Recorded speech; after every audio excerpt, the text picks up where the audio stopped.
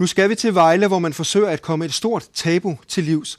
For rigtig få taler om det, selvom rigtig mange mænd er det sjat og nattissere.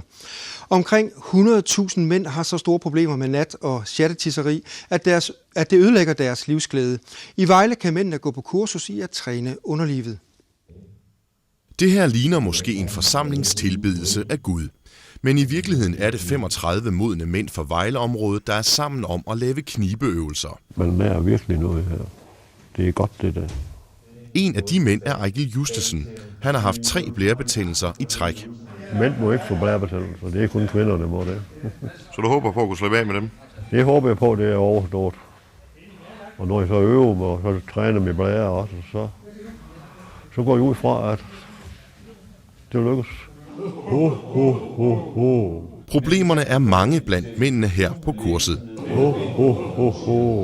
Nogle har rejsningsproblemer, andre tisser i bukserne, og nogen skal tisse hele tiden. Mænd har også en bækkenbund, og den bør vi træne hele livet. Så træningen er grundlæggende vigtig. Så kan der være forskellige årsager til det. Det kan være arveligt, eller det kan være, at den er dårlig, eller der kan være noget sygdom ind over det.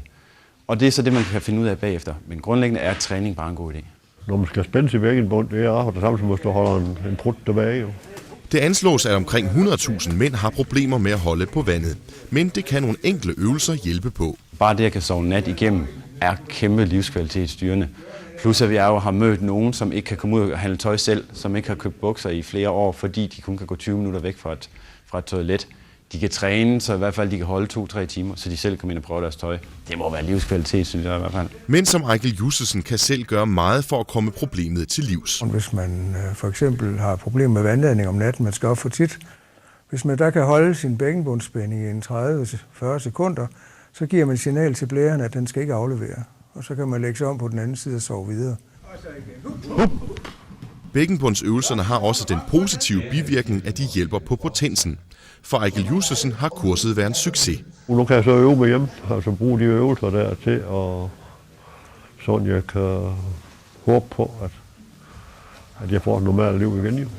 Og selvom det ikke ligefrem går fra regnorm til anaconda på en enkelt dag, kan de 35 mænd, der i dag brød tabuet, forhåbentlig gå hjem til en tør nat.